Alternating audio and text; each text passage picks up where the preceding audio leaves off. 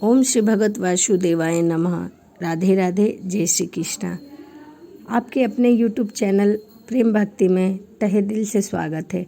आज हम सुनेंगे ज्येष्ठ मास की कथा, अध्याय 25। यदि आपने अभी तक ज्येष्ठ मास की कथाएं नहीं सुनी हैं तो ज्येष्ठ मास की कथा 1 से लेकर 24 तक मेरे चैनल के प्लेलिस्ट पर जाकर आप कथाओं को सुन सकते हैं और कथा का आनंद ले सकते हैं। तो चलिए इसी के साथ कथा को शुरू करते हैं। और शुरू करने से पहले स्नान आदि से निवृत्त होकर पूजा पाठ कर कर साफ स्वच्छ वस्त्र पहनकर और भगवान हरि की ध्यान रखकर कथा का श्रवण पान करें। तो चलिए कथा को शुरू करते हैं। स्कंद जी बोले कि हे ऋषि, नारद जी के चले जाने पर सब वृद्ध द्विज ऋत्युज पुरोहित वर्ग को बुलाकर पुण्यतिथि में राजा अश्वपति ने राजा दिव्यमतसेन के आश्रम में जाने के लिए यात्रा की। हे नृप, राजा अश्वपति ने राजा दिव्यमतसेन के आश्रम में ध्यान में जाकर शाल वृक्ष के सहारे बैठे हुए महात्मा दिव्यमतसेन से कहा। कुशा के आसन पर स्थित नेत्रहीन राजा को देखकर अश्वपति ने राजश्री दिव्यमतसेन का यथाविधिवत पूजन किया और नियमित वचनों से अपना मत अव्य निवेदन किया तथा उन्हें प्रणाम किया और कुशासन पर बैठने के लिए दिया। जो कुछ उनका विचार सत्यवान के विषय में था वह सब कह दिया और अपना अभिप्राय भी कह दिया।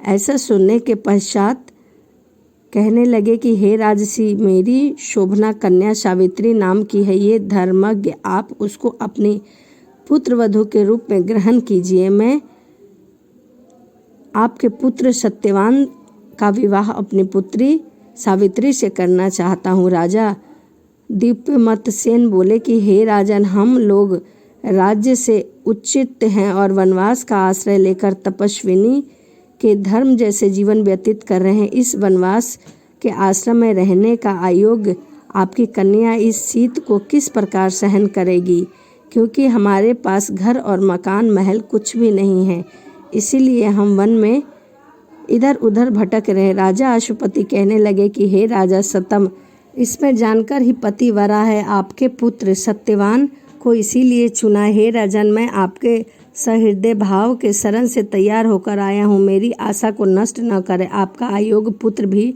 मुझे अभिमत है और मैं सत्यवान से ही सावित्री का विवाह कराना चाहता हूँ। इसी तरह मेरी अयोग्य कन्या भी आपका अभिमत चाहती है। आप मेरी कन्या को अपनी पुत्र वधू बनाने के लिए नियमित आपका पुत्र उसको भार्या बनाने के लिए नियमित ग्रहण करे तथा मेरी इस भेंट को आप स्वीकार करें और मुझे आज्ञा दे ताकि मैं विवाह की तैयारी कर सकूं। राजा दिव्यमतसेन बोले कि हे राजन, मेरा विचार पहले ही आपके साथ संबंध रखने का था, परंतु इस समय मैं राज्यहीन हूँ, इसीलिए मैंने अपना निश्चय आपको बता दिया है। इसके पश्चात दोनों राजाओं ने आश्रमवासी सभी द्विजों को एकत्रित करके विधि पूर्वक विवाह संस्कार किया। इस प्रकार सावित्री और सत्यवान का विवाह हो गया। राजा अश्वपति वर के योग्य कन्या का सामग्री सहित दान करके परम हर्ष के साथ अपने घर को वापस आ गए।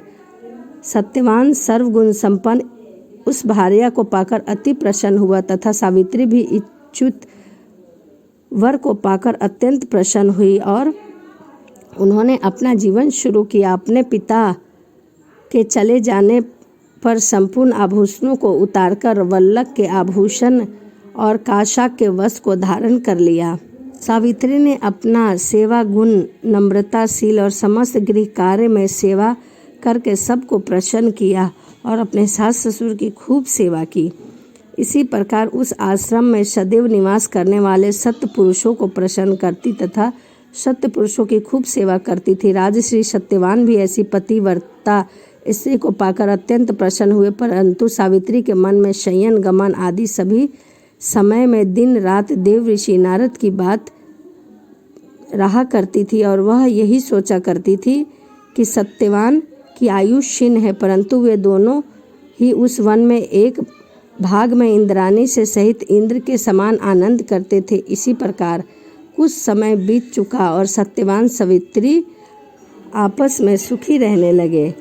इति श्री ज्येष्ठ मासे महात्म्यम सत्यवान सावित्री कथा वर्णन पंचवर्षीय अध्याय संपूर्ण। ज्येष्ठ मास की कथा अध्याय 25 से ही समाप्त होता है।